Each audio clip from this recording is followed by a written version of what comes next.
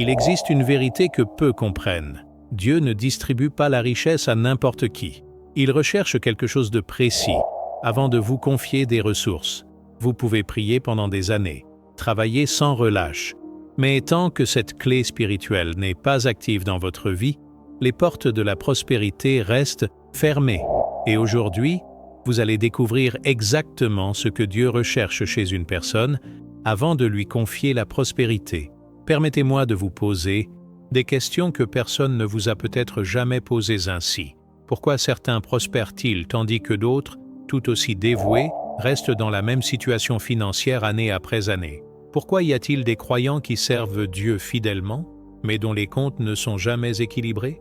Pourquoi semble-t-il y avoir une barrière invisible entre vous et l'abondance promise par la Bible? La réponse ne réside ni dans l'effort fourni, ni dans le nombre de prières prononcées. Elle se trouve dans quelque chose de bien plus profond que peu de pasteurs expliquent clairement. Il existe une clé spirituelle, un trait de caractère que Dieu examine avant de déverser l'abondance dans la vie d'une personne. Et lorsque cette clé fait défaut, quels que soient vos efforts, la grâce divine ne se manifeste pas.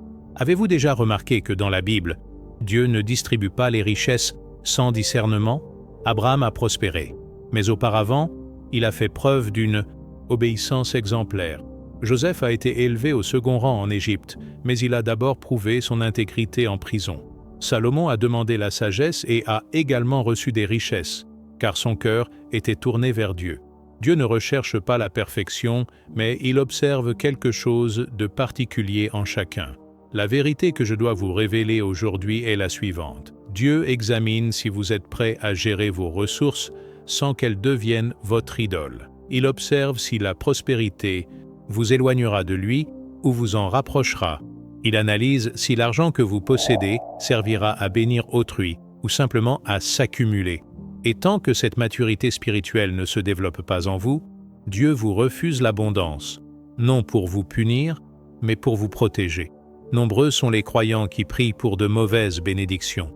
Ils demandent de l'argent au lieu de demander une transformation de leur caractère. Ils implorent la prospérité au lieu de rechercher la clé spirituelle qui l'ouvre. Et Dieu, dans son amour infini, ne vous donnera pas ce que vous n'êtes pas prêt à porter. Aujourd'hui, maintenant, vous comprendrez avec une clarté limpide ce que Dieu attend de vous. Je vous révélerai, à travers les Écritures, la clé spirituelle essentielle, son fonctionnement et surtout, comment la développer dans votre vie. Car lorsque vous comprenez ce que Dieu valorise, lorsque vous alignez votre cœur sur ces critères, les portes de la grâce s'ouvrent de façon miraculeuse. Alors, écoutez attentivement chaque mot que je vais vous dire, car cette révélation pourrait être exactement ce dont vous avez besoin pour débloquer votre vie financière et vous amener au niveau de prospérité supérieur que Dieu a déjà préparé pour vous. Dieu vous montre que le blocage ne résidait pas dans les circonstances, mais dans la préparation de votre cœur. Alors, rendez-vous dès maintenant dans les commentaires et déclarez « Je suis prêt à recevoir », car ce simple geste renforce cette vérité en vous et vous relie à des milliers de personnes qui vivent elles aussi cette transformation. La clé spirituelle que Dieu recherche avant de vous confier des richesses, c'est la gestion fidèle. Il ne s'agit pas d'un beau discours entendu à l'Église, mais d'un principe fondamental qui détermine votre prospérité ou votre pauvreté. La gestion fidèle, c'est savoir bien gérer le peu que l'on possède avant que Dieu ne nous donne l'abondance. C'est prouver que l'argent n'est pas une idole. C'est démontrer que la prospérité entre vos mains sera utilisée pour le royaume et non pour votre seul plaisir personnel. Jésus l'a très clairement exprimé dans Luc, chapitre 16, verset 10. Celui qui est fidèle dans les petites choses sera fidèle dans les grandes, et celui qui est malhonnête dans les petites choses sera malhonnête dans les grandes. Comprenez-vous ce que cela signifie? Dieu vous observe en ce moment même, dans votre situation actuelle, et voit comment vous gérez vos ressources limitées. Il analyse vos priorités, vos choix financiers, votre rapport à ce que vous possédez déjà, et c'est sur cette base qu'il décide s'il peut vous confier davantage de responsabilités. Beaucoup souhaitent que Dieu multiplie leurs finances, mais ils sont incapables de gérer fidèlement leur salaire actuel. Ils dépensent impulsivement, sans planifier, sans rien mettre de côté pour les offrandes, et vivent constamment dans la précarité. Leur frustration grandit car les bénédictions tardent à venir. Or, Dieu ne va pas faire jaillir une rivière là où l'on ne peut même pas puiser un verre d'eau. La gestion fidèle de nos biens comporte 3 dimensions que Dieu examine constamment. La première, votre fidélité dans le versement de la dîme et des offrandes. Malachie, chapitre 3, versets 10 à 12, montre que Dieu éprouve notre obéissance financière par le biais du don. Lorsque vous donnez la part qui revient à Dieu, vous démontrez que vous reconnaissez que tout vient de lui. Vous brisez l'esprit d'avidité et de cupidité. Vous ouvrez les écluses du ciel. Mais lorsque vous retenez, vous montrez que vous n'avez toujours pas pleinement confiance en la providence divine. La deuxième dimension d'une gestion fidèle de ses biens concerne votre attitude face aux dettes et aux engagements. L'Épître aux Romains, chapitre 13, verset 8, dit « N'ayez de dette envers personne, si ce n'est celle de l'amour que vous vous devez les uns aux autres. Dieu ne bénira pas celui qui contracte des dettes de manière irresponsable, qui ne respecte pas ses engagements et qui fuit ses créanciers. L'intégrité financière est une qualité essentielle que Dieu recherche. Il veut voir si vous payez vos factures à temps, si vous tenez parole et si vous agissez avec équité envers autrui dans vos relations d'affaires. Troisième dimension, votre disposition à la générosité. Le livre des Proverbes, chapitre 11, verset 25, déclare « L'homme généreux prospérera. Celui qui donne, à boire, sera lui-même désaltéré. Dieu ne multipliera pas les biens de celui qui ne pense qu'à accumuler. Il recherche des personnes qui comprennent que la prospérité est un instrument pour bénir autrui. Lorsque vous aidez les nécessiteux, lorsque vous vous souciez de votre prochain, lorsque vous utilisez vos ressources pour améliorer la vie d'autrui, vous démontrez que vous êtes prêt à faire preuve de générosité. Ces 3 dimensions, la fidélité dans le don, l'intégrité dans le remboursement des dettes et la générosité, constituent la clé spirituelle d'une bonne gestion. Dieu ne vous accordera pas de richesse tant que ces 3 aspects ne seront pas harmonieux dans votre vie. Il n'agit pas par cruauté, mais par sagesse, car donner de l'argent à quelqu'un sans une gestion responsable, c'est comme confier une arme chargée à un enfant. Cela ne peut que causer des dégâts. Je vais donc vous poser une question directe. Gérez-vous fidèlement le peu que vous possédez? Contribuez-vous? Même lorsque votre salaire est serré? Remboursez-vous vos dettes ou les évitez-vous? Êtes-vous généreux ou pensez-vous seulement à accumuler des richesses? Vos réponses à ces questions révéleront si vous possédez la clé spirituelle qui ouvre la porte à la prospérité. Mais comprendre ce principe n'est qu'un début, mes frères et sœurs, car il est vain de savoir que Dieu recherche une gestion fidèle si l'on n'apprend pas précisément comment la développer concrètement, comment la mettre en œuvre de façon stratégique et constante. Et c'est précisément ce que je vais vous enseigner dans les prochaines minutes. Un guide clair et direct, étape par étape, pour activer cette clé spirituelle dans votre vie. Vous venez de constater par vous-même comment cette clé spirituelle d'une gestion fidèle a transformé la vie de Yannick. Et maintenant, vous allez apprendre précisément comment l'appliquer à votre vie grâce à une démarche claire et objective, étape par étape. La première étape pour activer. La clé spirituelle d'une gestion fidèle consiste à faire un bilan honnête de votre situation financière actuelle. Et quand je dis honnête, mes frères et sœurs, je parle d'une véritable évaluation, sans mensonge, sans justification, sans illusion. Vous devez faire face à la vérité sur la façon dont vous gérez ce que Dieu a déjà placé entre vos mains.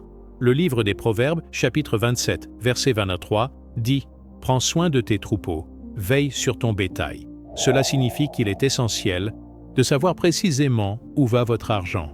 Nombreux sont ceux qui vivent dans l'ignorance financière. Ils ignorent leurs revenus réels, leurs dépenses, et n'ont aucune idée de la destination de leur argent chaque mois.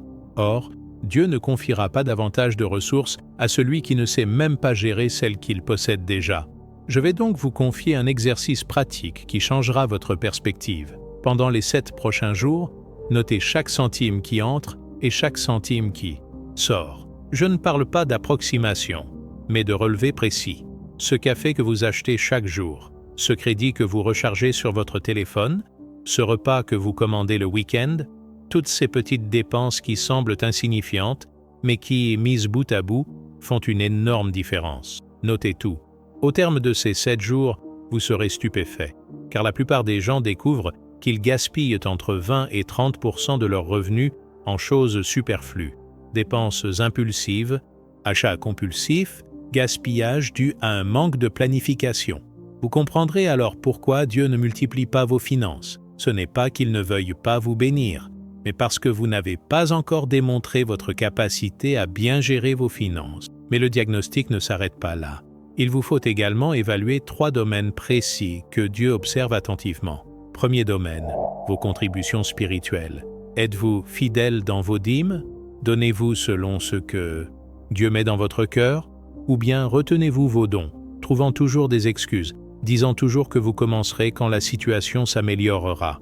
Souvenez-vous de ce que Jésus a dit dans Matthieu, chapitre 6, verset 21. « Car là où est ton trésor, là aussi sera ton cœur. » Vos contributions révèlent où se trouve réellement votre cœur. Deuxième point à examiner, vos dettes. Dressez une liste exhaustive de toutes vos dettes. Prêts, cartes de crédit, factures impayées, engagements non tenus. Ne cachez rien, ne minimisez rien, mettez tout par écrit, car comment progresser vers la prospérité si vous êtes enchaîné par des dettes que vous n'osez même pas affronter? Le livre des Proverbes, chapitre 22, verset 7, nous avertit: le débiteur est l'esclave du créancier.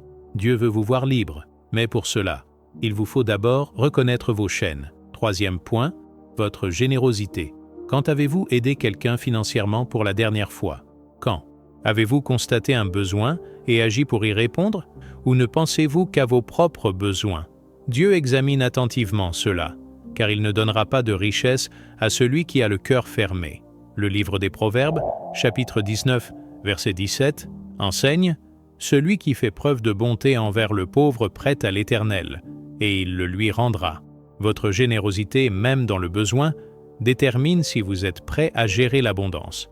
Après avoir réalisé cette évaluation approfondie, en tenant un journal de vos dépenses quotidiennes, en évaluant les contributions, en listant vos dettes et en analysant votre générosité, vous aurez une vision claire de votre situation, et il sera probablement difficile de la voir, car la vérité est souvent dérangeante. Mais c'est précisément ce malaise qui vous poussera à changer. Lorsque vous voyez clairement vos erreurs, vos manquements, ce qui vous empêche de recevoir des bénédictions, vous pouvez prendre des décisions conscientes pour les corriger. Vous pouvez dire: « Seigneur, je reconnais que je n'ai pas été un bon intendant. Je reconnais avoir gaspillé, avoir retenu, avoir été égoïste. Mais à partir d'aujourd'hui, cela change.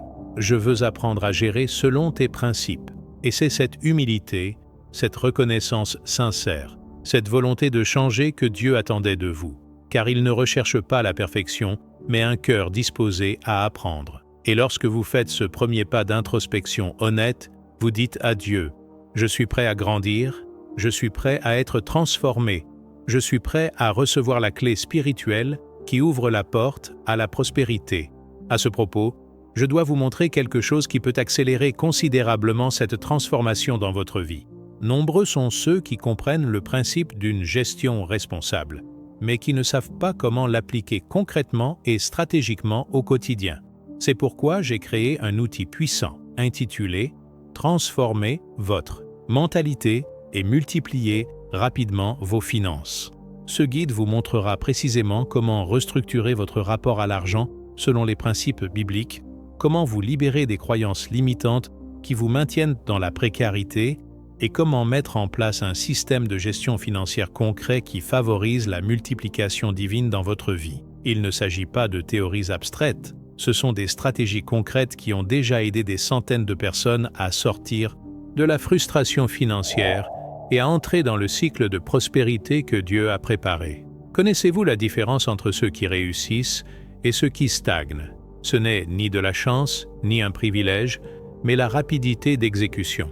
Tandis que certains hésitent, évaluent et remettent à plus tard, d'autres agissent, tout simplement.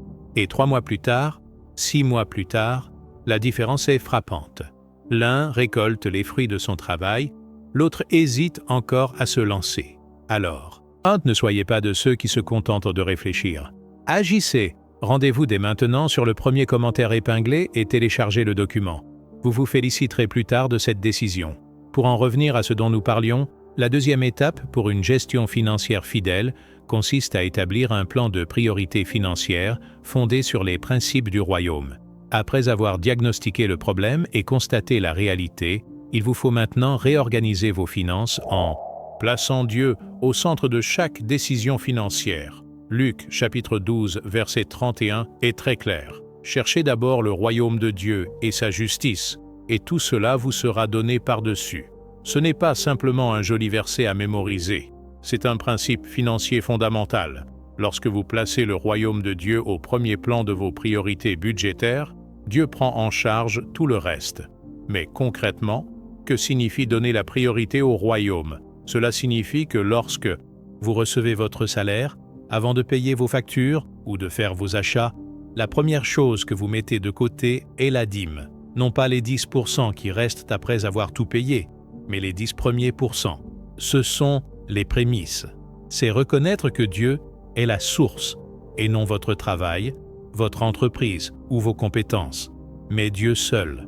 Dans le livre des Proverbes, chapitre 3, versets 9 et 10, il est écrit « Honore l'Éternel avec tes biens et avec les prémices de tout ton revenu. Alors tes greniers seront remplis à ras-bord et tes cuves regorgeront de vin nouveau. » Remarquez-vous l'ordre? D'abord, on honore Dieu. Ensuite vient l'abondance. Ce n'est pas l'inverse. Il ne s'agit pas de dire « Seigneur, quand je serai dans l'abondance, je t'honorerai. » Il s'agit de dire « Seigneur, je t'honore en premier, et je sais que tu pourvoiras à mes besoins. » Après la contribution spirituelle vient la deuxième priorité, vos besoins fondamentaux, logement, nourriture, transport pour aller travailler, eau, électricité. La première épître à Timothée, chapitre 6, verset 8, nous enseigne « Si donc nous avons de quoi manger et de quoi nous vêtir, cela nous suffira. Dieu veut que vous viviez dans la dignité, que vous ayez le nécessaire pour bien vivre. Mais comprenez bien qu'il s'agit de nécessité et non de luxe. » La troisième priorité de votre plan financier devrait être le remboursement de vos dettes. Si vous avez des dettes, il est essentiel de les prendre au sérieux. Élaborez un plan de remboursement en commençant par la plus petite dette et en progressant vers les plus importantes. Ou bien, commencez par celle dont le taux d'intérêt est le plus élevé. Négociez les modalités de paiement et demandez des réductions pour les paiements comptants si vous le pouvez. Mais n'ignorez pas vos dettes. Comme je vous l'ai déjà montré, l'Épître aux Romains, chapitre 13, verset 8, déclare « N'ayez de dette envers personne. Dieu souhaite vous voir libre. » La quatrième priorité est l'épargne et la constitution d'un fonds d'urgence. Le livre des Proverbes, chapitre 21, verset 20, dit « Dans la maison du sage, il y a des mets abondants et de l'huile, mais l'insensé dépense tout ce qu'il possède. Cela signifie que la personne sage épargne. Elle fait des économies et ne dépense pas tout. Même une petite somme, même 5% de votre salaire, mettez de côté quelque chose chaque mois. Constituez-vous une réserve pour les imprévus. Car sans réserve, le moindre événement imprévu peut engendrer le désespoir et le moindre problème peut vous replonger dans les dettes. La cinquième priorité de votre plan concerne les investissements pour l'avenir. Une fois que vous contribuez, que vous subvenez à vos besoins essentiels, que vous remboursez vos dettes et que vous épargnez, vous pouvez commencer à penser à faire fructifier votre argent. Investissez dans votre formation et celle de vos enfants. Investissez dans votre développement professionnel. Si possible, investissez dans votre propre entreprise. Utilisez la sagesse que Dieu vous donne pour que l'argent travaille pour vous, et non l'inverse. La dernière catégorie de votre plan prioritaire concerne la générosité planifiée. Mettez de côté une somme, même modeste, pour aider les personnes dans le besoin. N'attendez pas que l'argent vous reste, car il n'y en aura jamais si vous ne planifiez pas. Décidez, chaque mois, je mettrai de côté X pour faire du bien à quelqu'un. Il peut s'agir de nourriture pour une famille nécessiteuse, d'une aide pour payer une facture ou d'un cadeau pour un enfant. Dans les Actes des Apôtres, chapitre 20, verset 35, Jésus dit « Il y a plus de bonheur à donner qu'à recevoir. » En organisant vos finances selon cet ordre de priorité, Dieu d'abord, puis les besoins essentiels, les dettes, l'épargne, les investissements et enfin la générosité planifiée, vous témoignez de la gestion fidèle que Dieu attend de vous. Vous montrez, ainsi que vous comprenez les principes du royaume, que vous n'êtes pas esclave de l'argent et que vos choix sont guidés par la sagesse divine. Et savez-vous ce qui se passe quand on vit ainsi? Dieu ouvre des portes insoupçonnées, des promotions inattendues, des opportunités d'affaires qui surgissent de nulle part, des occasions qui semblent orchestrées comme par magie, car vous avez prouvé que l'on peut vous confier davantage de responsabilités, que vous resterez fidèle à vos principes malgré l'abondance d'argent et que vos valeurs sont inébranlables. Mais il y a un domaine précis qui requiert encore plus d'attention, une dimension de la gestion que beaucoup négligent et qui, de ce fait, les maintient dans une situation financière précaire. Et c'est de cela que je dois vous parler maintenant, très clairement.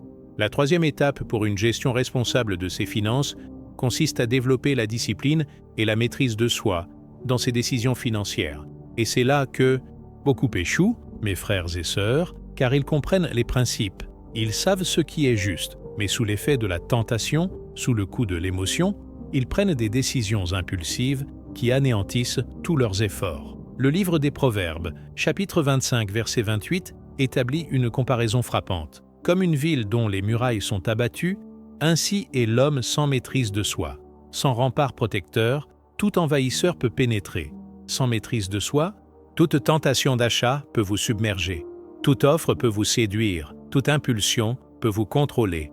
Et Dieu ne multipliera pas les ressources entre les mains de celui qui manque de cette force spirituelle. La discipline financière commence par une décision prise avant même que les tentations ne se présentent. Il est essentiel de se fixer des limites claires, des règles personnelles qui vous protégeront des mauvais choix. Par exemple, n'achetez jamais un objet coûteux sur un coup de tête. Si vous voyez quelque chose qui vous plaît, attendez au moins 72 heures avant de l'acheter.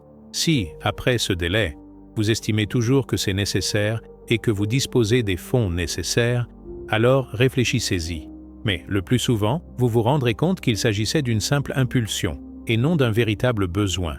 Une autre règle de discipline, évitez les dettes de consommation.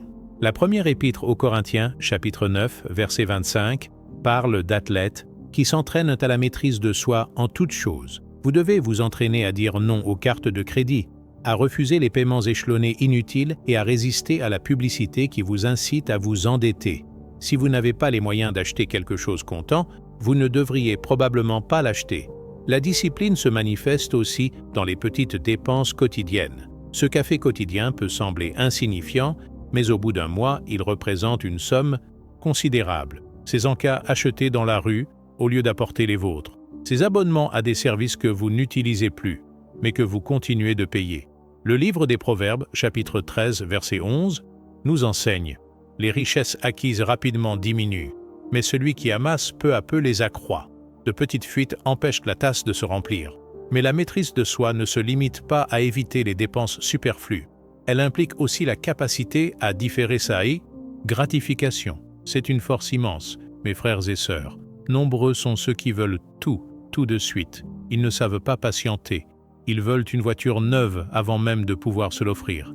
Ils veulent une grande maison avant même d'en avoir les moyens. Et ils finissent par s'endetter lourdement, ce qui grevera leurs revenus pendant des années. Hébreux, chapitre 12, verset 11 explique « Sur le moment, toute discipline paraît pénible et non agréable, mais plus tard, elle produit un fruit de justice et de paix pour ceux qui ont été exercés par elle. Reporter l'achat de cet objet désiré peut être difficile maintenant, mais plus tard, vous vous féliciterez d'avoir fait ce choix judicieux. Vous aurez la paix, vous aurez la liberté, et vous n'aurez pas le fardeau des mensualités qui pèsent sur votre budget. La maîtrise de soi implique aussi de ne pas se comparer aux autres. C'est un piège dangereux. On voit son voisin acheter une nouvelle voiture et on a envie d'en acheter une aussi. On voit son collègue voyager et on se sent obligé de partir en voyage. On voit des gens se pavaner sur les réseaux sociaux et on se sent nul. Mais on ignore tout de leur situation financière. Beaucoup sont endettés jusqu'au cou, juste pour sauver les apparences. Le livre des Proverbes, chapitre 23, versets 4 et 5 nous dit « Ne te fatigue pas à amasser des richesses, ne te fie pas à ta propre sagesse. Fixeras-tu ton regard sur ce qui n'est rien, car il se fera pousser des ailes et s'envolera comme un aigle vers le ciel. Les biens matériels sont éphémères. Ne fonde pas ton identité sur eux. Ta sécurité ne vient pas de ce que tu possèdes, mais de ce que tu es en Dieu. » Pour développer cette discipline et cette maîtrise de soi, 3 pratiques régulières sont nécessaires. Premièrement, La prière avant toute décision financière importante. Demandez à Dieu sagesse et discernement. L'Épître de Jacques, chapitre 1, verset 5, promet que si nous lui demandons la sagesse, il nous la donnera généreusement. Deuxièmement, la responsabilité.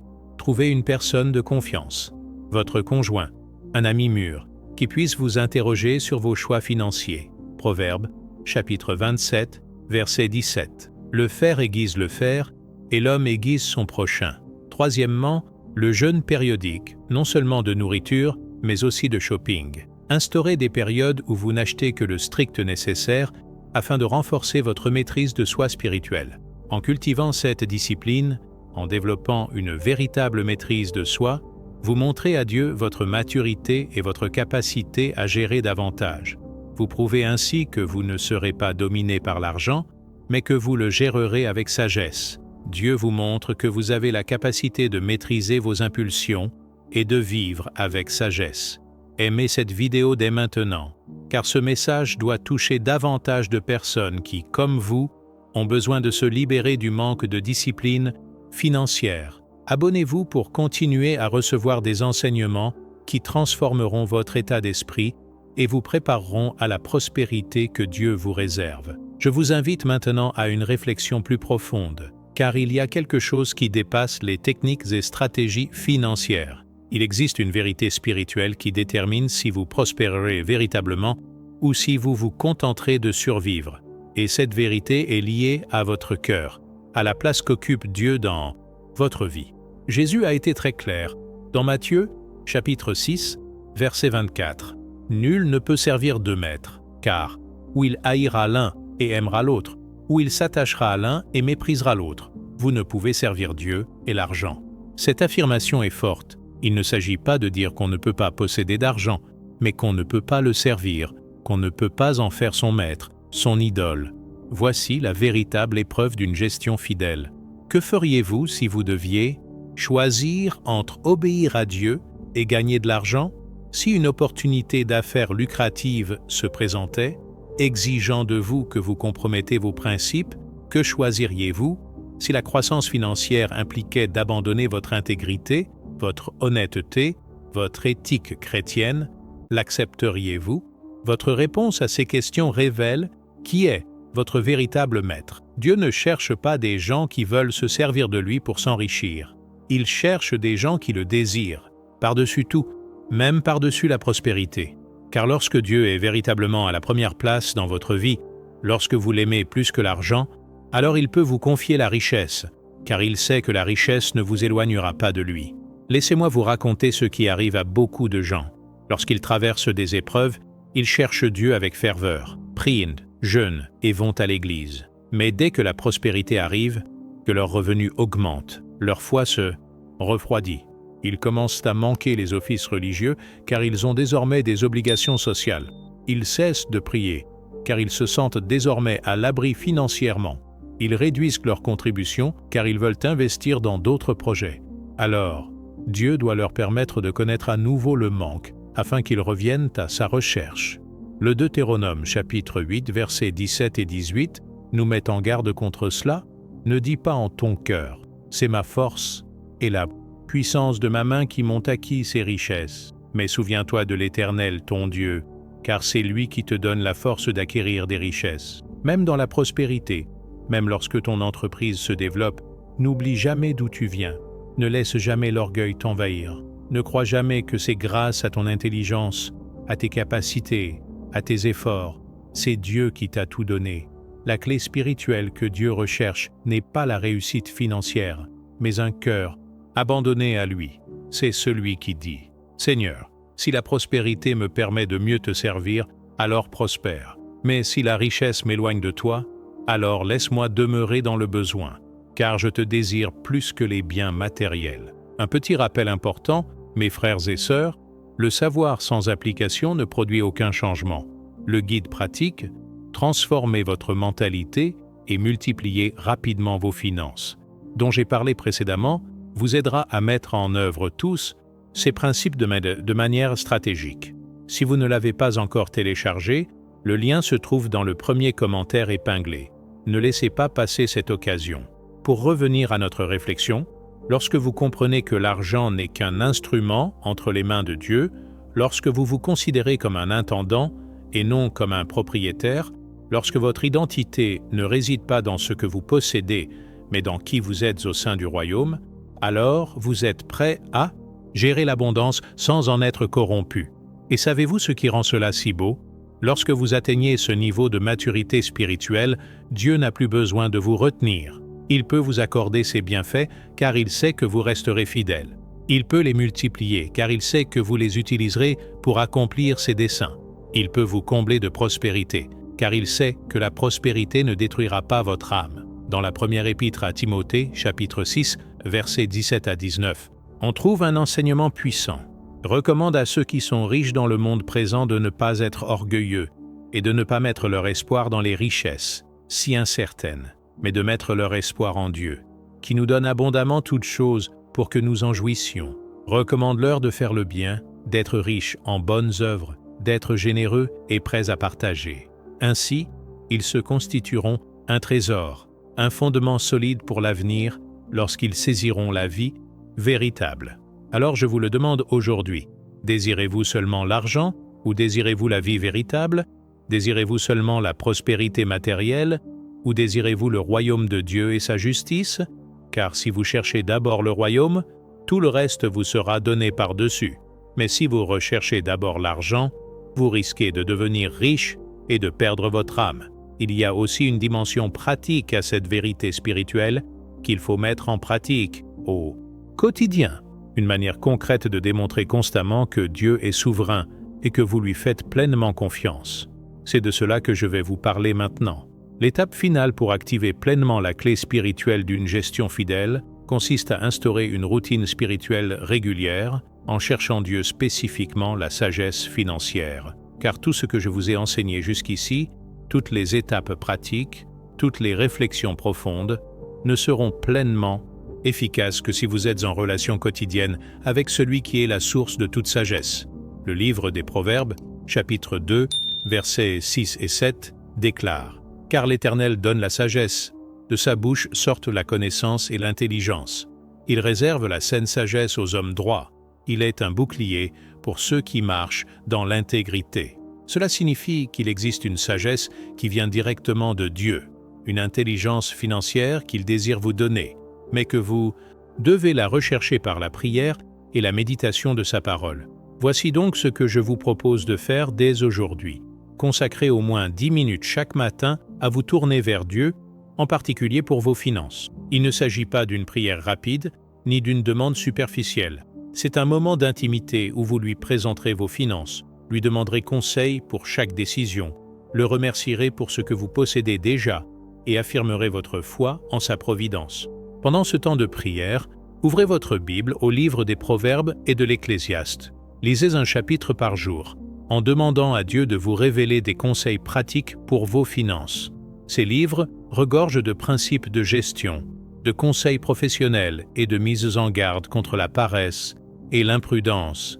Laissez la parole de Dieu renouveler votre vision financière. Jacques, chapitre 1, verset 5, promet « Si quelqu'un d'entre vous manque de sagesse, qu'il la demande à Dieu, qui donne généreusement à tous, sans reproche, et elle lui sera donnée. Alors, demandez, non pas avec doute, mais avec foi. Demandez la sagesse pour gérer votre budget. Demandez le discernement pour choisir vos investissements. Demandez-nous comment vous désendetter. Demandez-nous des stratégies pour augmenter vos revenus. Dieu veut vous guider dans tous ces aspects pratiques. En plus de la prière du matin, prenez l'habitude de prier avant chaque décision financière importante. Un achat important, priez d'abord. Accepter un nouvel emploi, demandez confirmation à Dieu. Investir dans une entreprise, sollicitez sa guidance. Ne prenez pas de décisions financières importantes en vous basant uniquement sur votre propre analyse. L'Épître aux Colossiens, chapitre 3, verset 17, enseigne « Et quoi que vous fassiez, en parole ou en action, faites tout au nom du Seigneur Jésus, en rendant grâces à Dieu, le Père par lui. » Une autre pratique spirituelle puissante consiste à jeûner pour des raisons financières.